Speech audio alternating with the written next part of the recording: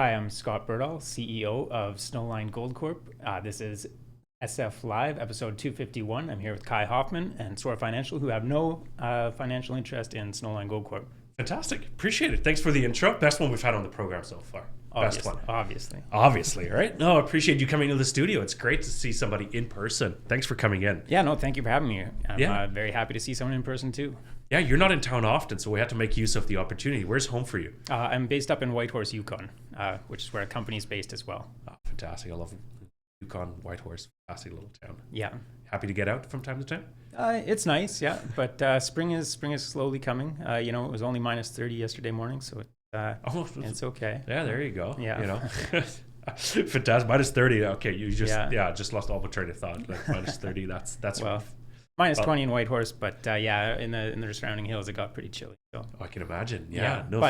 But snow's melting, things are coming along, and the season is fast approaching, so that's pretty exciting. We'll get into that and right. what your plans are, of course. And you've put a massive rally on the chart. Like we got to talk about that, what fueled it. Mm-hmm. But first, give us a 30-60 second rundown of the company, and then we'll get into the nitty gritty. Okay, sure. Well, I guess I'll just dial back a couple of weeks ago. You had a great chat with Brent Cook, but one conclusion that I took issue with was that there are no greenfield plays. You guys concluded everything is reworked, everything is brownfield, a new angle, a new hole, a new twist.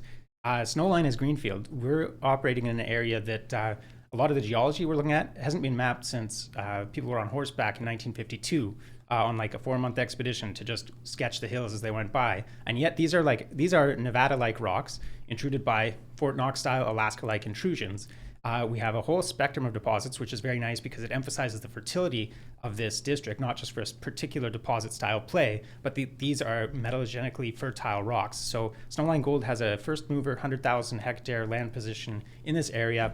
We just launched last year. We drilled 2 targets of more than a dozen, and we had spectacular discoveries on both of those holes. And so that's what the market is starting to recognize. We're just getting the word out there, and we have a lot on the table for 2022. Fantastic. Yeah. Well, that's a great start and a great summary there. Let me follow up with whereabouts in the Yukon, roughly. Give me an idea so I can orient myself. Yeah. Whitehorse, the south? Whitehorse is in the south. We are in the east, basically, east central Yukon. We're northwest of McMillan Pass. So if you're familiar with Fireweed Zinc, their claim block goes up to the northwest. We're kind of the next stop on that train. Okay, are you using the same airstrip? Do you have your own? We have our own airstrip. Yeah. Okay. And we've actually just we're moving our camp from where we set it up last year to the airstrip. We're improving the airstrip. We'll be able to fly in there in kind of any conditions and very safely and very effectively. Yeah. And that's a nice central location to several of our targets. And again, what's basically a district scale, project. Series of projects. Yeah, interesting. So winter camp, obviously, for an exploration company is just not feasible, really. It's like the costs are too much. And could you work theoretically if you had a winter camp? We were just talking about minus 30 degrees. Would anybody want to work there in minus 30? Well, theoretically you can, and it has been done. And the temperature is certainly a hurdle at those times. Pushing it back past into November, into December. But I would say the biggest hurdle there is really light. When you're doing a flight-based camp, and you're dealing with like a 5-hour daylight window for VFR flying, then you're twiddling your thumbs a lot. So running a 24-hour drill program becomes pretty hard. So that's the biggest drawback. But it has been done, and it's not off the table. And as we progress, we are looking at ways to make it less reliant on flights. And as the discoveries kind of prove themselves out, then I think we'll be able to more economically push things into that darkness and extend our season further. Pushing into the darkness. There you go. Exactly. That should be the title of the video. I love it. Pushing into the darkness. Now, but before we dive deeper into the projects, I like to get everybody on a level playing field here. Let's talk about cap structure. You have roughly 100 million shares outstanding. Run us a bit through it. Who are some of the main shareholders? And options warrants and all the good stuff. Sure. So we're very fortunate to have a very strong base of dedicated shareholders. We've had Crescat. I think they're at around 16% of our stock. So approaching that 20% limit. There's a bit of the backstory of the company that we haven't really gotten into. It comes out of 30 years of prospecting from starting with my father, and then my father and my brother and I.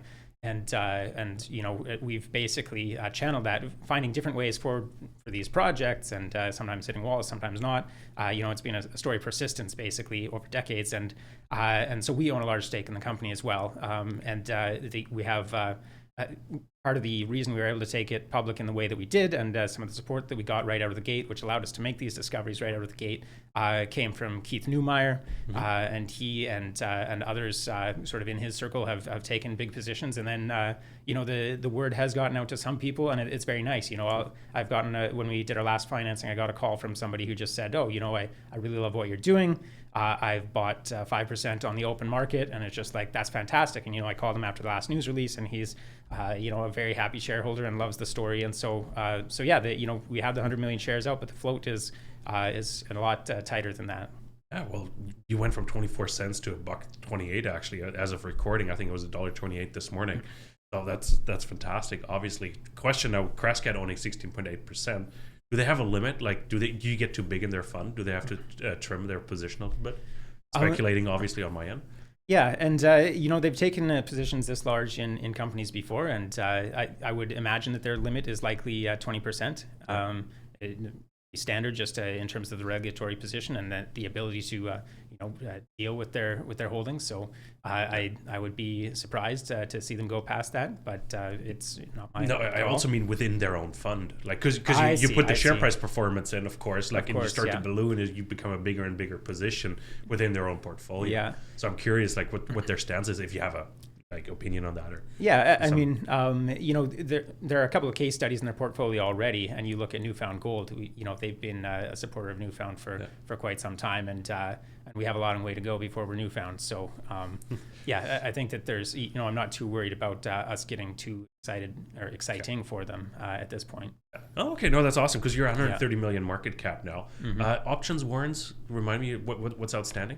Yeah, and actually that's a great question. Off the top of my head, I'd have to just take a stab at this, so I don't want to give you the wrong number, but it's on the order of 25 million.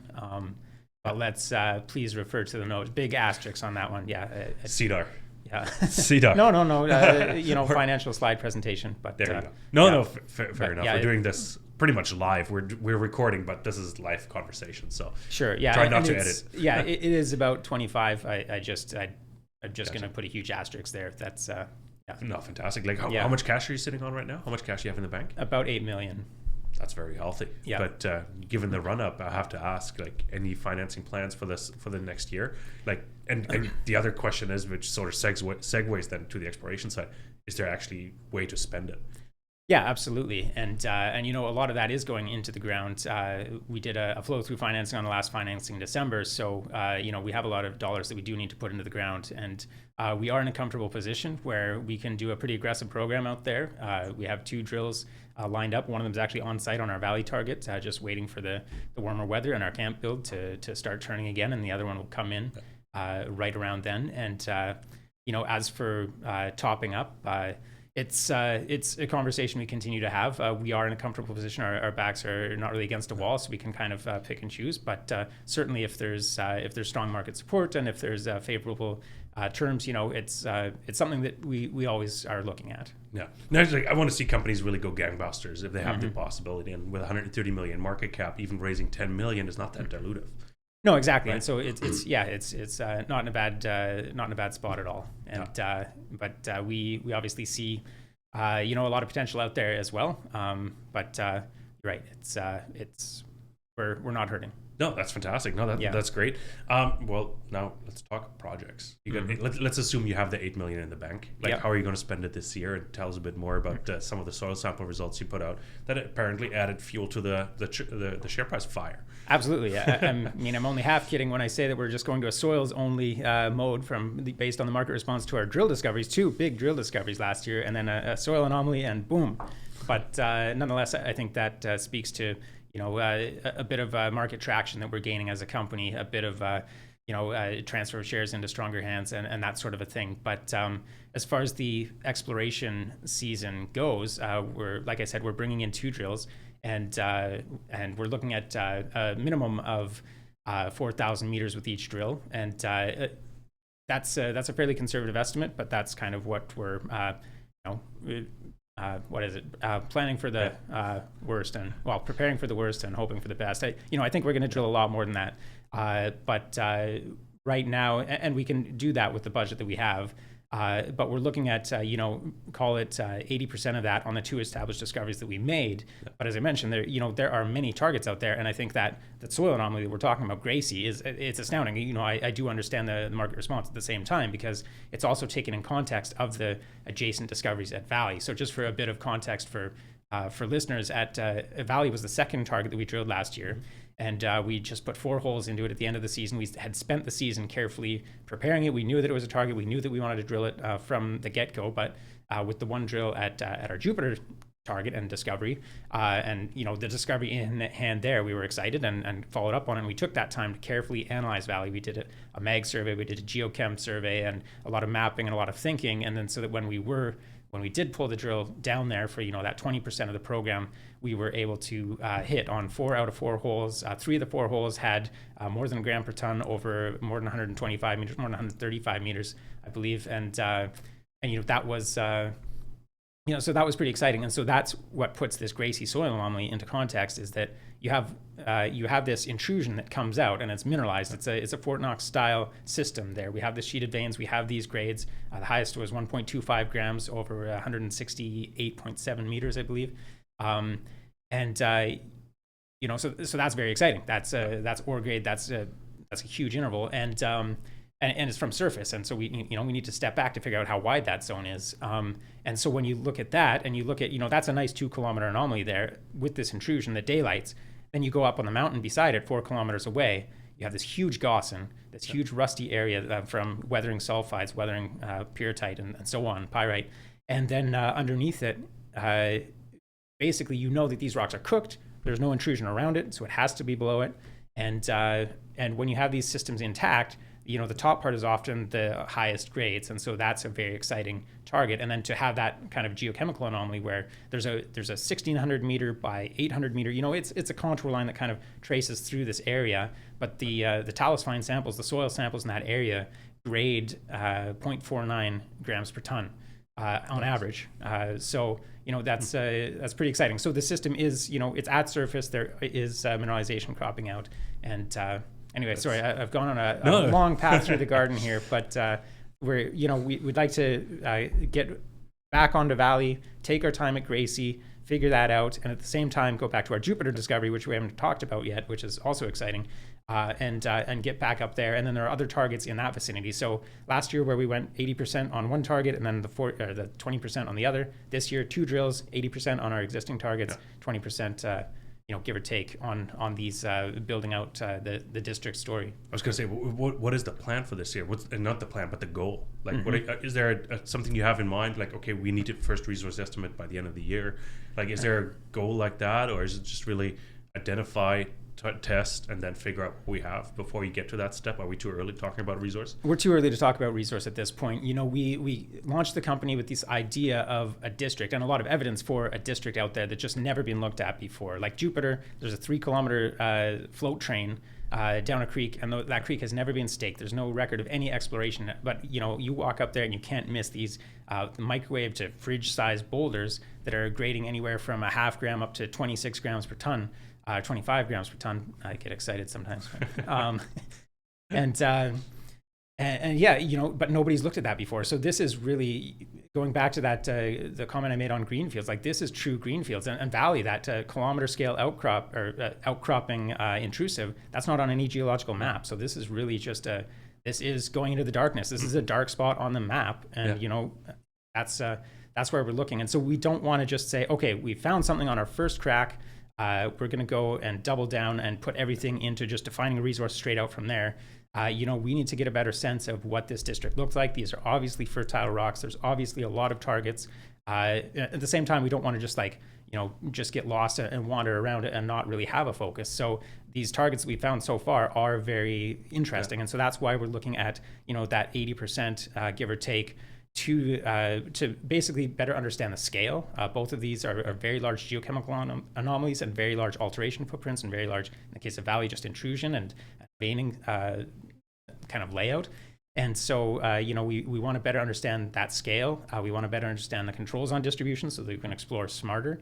And then we also want to, but we do want to test additional targets. And then we do want to get a better understanding regionally of what's going on here. Like, what is it that makes this area special? Like, we have our internal working hypotheses, and we want to test some of those, and that'll allow us to really better vector in towards additional targets and explore the targets that we have smarter. Yeah.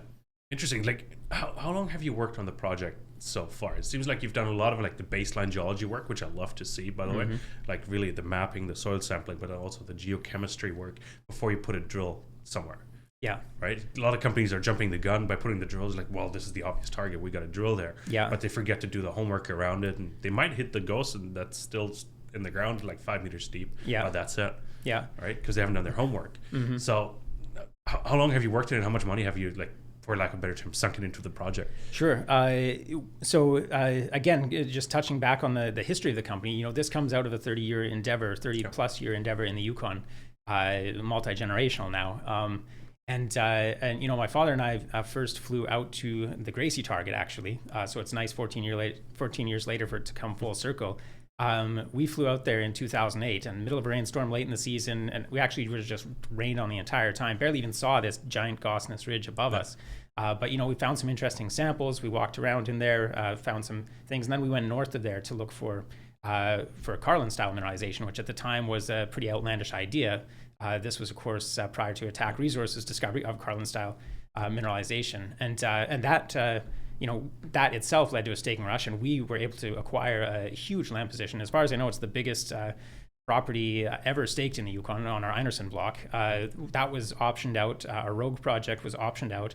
And so both of these were in that 2010 to 2012 boom. We had companies working on them. One was a public company, Golden Predator, and the other was a private company working on Einarson. So word really never got out about Einarson. But in the course of that, well over, in terms of data collection and acquisition costs and camp construction and everything else, you're basically looking at 15 to 20 million spent on that area, and it gives us now, a regional footprint in, not only have we identified this very prospective and very dark spot on the map, we have a good flashlight there. We have a data set of, and that's one thing that we're doing internally now is, and we've been busy with over the winter, is really organizing this and organizing all the data that we have internally, all the public data, all the competitor data that we have access to, into a very coherent database. We have, over 50,000 samples, 2.5 million data points in here. And so we have a very clear picture of this broader area, not just our claim block. We have that 100,000 hectares. And if you look at the maps, it looks strange, but that's because we have held on to the most targeted parts for kind of efficient land holding of still what is a very large area. Yeah. Interestingly, Yukon is an awesome place, but it's also a challenging place. Yeah. Infrastructure is one, permitting is another one, and First Nations is a third. Like, doesn't really matter. Like, they're all equally important. Yeah. But how is it looking on your end? Like, infrastructure, how do you get to the project? Permitting, like, if you were to drill more this year, could you? And do you have First Nations agreement? Yeah. No, those are great questions. And the infrastructure, we are a fly-in camp. We have helicopter support to our targets. Like I said, we're moving to a more central location to kind of lessen those costs and exploring ways to further lessen them going forward. But I think when you look at landholding costs and other things like that, really the added expense in a remote project is subtracted when you look at holding 100,000 hectares in Nevada.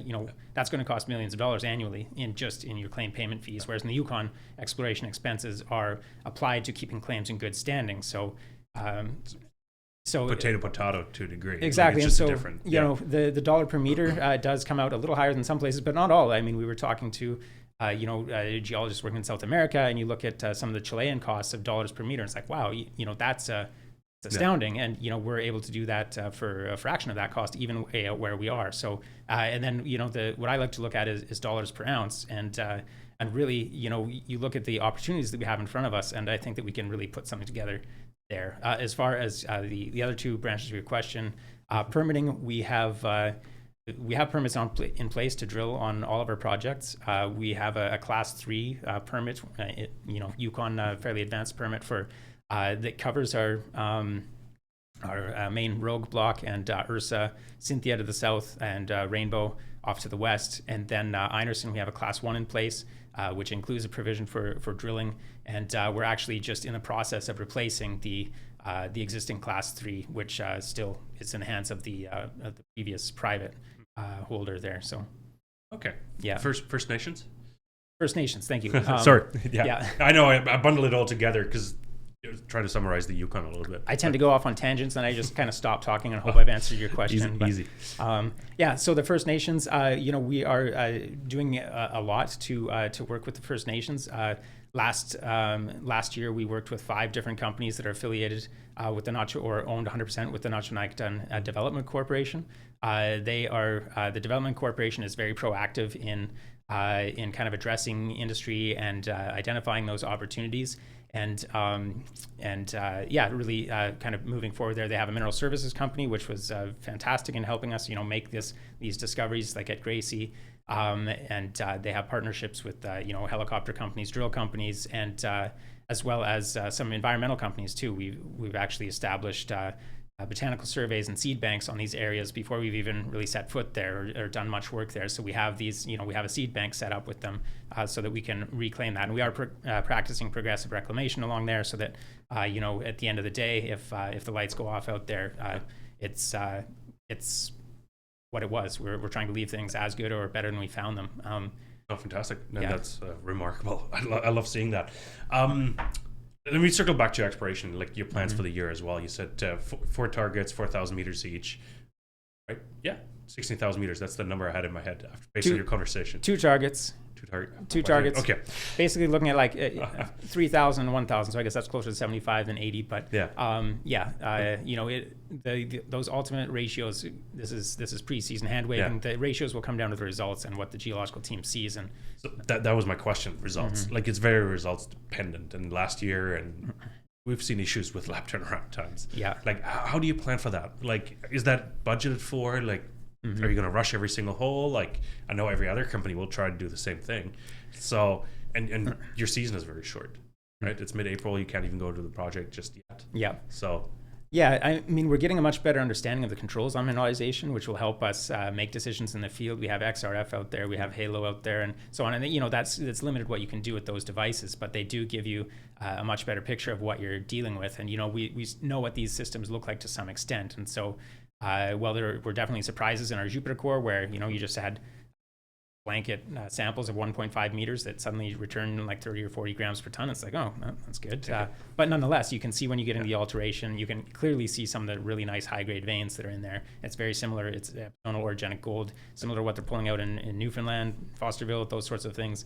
So we're really happy to see that. But as far as the lab turnarounds go, last year, the labs had cleared out at the start of the season. We were able to rush a few holes right out of the gate, and that was when we didn't know anything, and we were actually able to get those back in about 2 weeks' time. So that was fantastic, and to be able to build on that. This year, I'm hoping that we can get things back, but we're not going to necessarily just blow the budget on trying to rush hole after hole. We'll be very we'll be aggressive, but at the same time careful with what we rush. And Gotcha. We don't want to just times 2 on our budget when everyone's rushing, and that's just going to mean that everyone pays rush fees to get them in 4 months instead of 5 months. So same result. Yeah, right? But we have talked about it with various labs, and we are looking at options and ways that they're working, and even options internally that we can potentially help to to speed that up. But no promises there. Just definitely on our radar. Okay. Well, we're still in ramp up phase for the season. Like, what can we expect in terms of news before drill results start pouring in over the summer? Yeah. So we're still working on our crunching the data from last season. We're still looking at consolidation of the broader district. We do have the first mover position in there, but they're interesting things around that we've been working at. And and then I think that just these conversations and getting the word out there, this is a really interesting opportunity, a really interesting district that's coming together. We've talked about it internally as like, this is northeastern Nevada in 1955, maybe. And I guess it just depends which part of northeastern Nevada, but but yeah, so we're really excited by that, and I think that as word gets out there, and as people who like the story, who see what we're doing, who see that potential move in, and people who were just in the shell company or that sort of a thing get out, then that fundamentally changes the stock as well. Fundamentally changed. Last question. You're CSE listed. You're at 130 million market cap now. Is it time to transition to a bigger board? A bigger board? Like TSX, TSXV. Okay, a bigger exchange. Yeah, sorry, exchange. Yeah. Yeah. We'll add a few people, and the CSE will no. Yeah, it's something we talk about internally. We have no concrete plans to make that jump right now, but obviously there are advantages to bringing in various institutions and so on in terms of being on a bigger board. So it's certainly on our radar. Okay, perfect. Yeah, Scott, it's great having you in the studio. Thanks so much for coming in. This was a pleasure. Thank you for having me. Fantastic. No, everybody else, I know we've been looking at our chocolate sides here, like we positioned ourselves that way, but I appreciate you tuning in. This was SF Live episode 251 with Scott Berdahl. He's a CEO and director over at Snowline Gold, and they should have an exciting season coming up based on our conversation. And make sure to follow us, hit that like and subscribe button, and leave a comment as well. What do you think? And we'll always want to hear from you. Thanks so much for tuning in.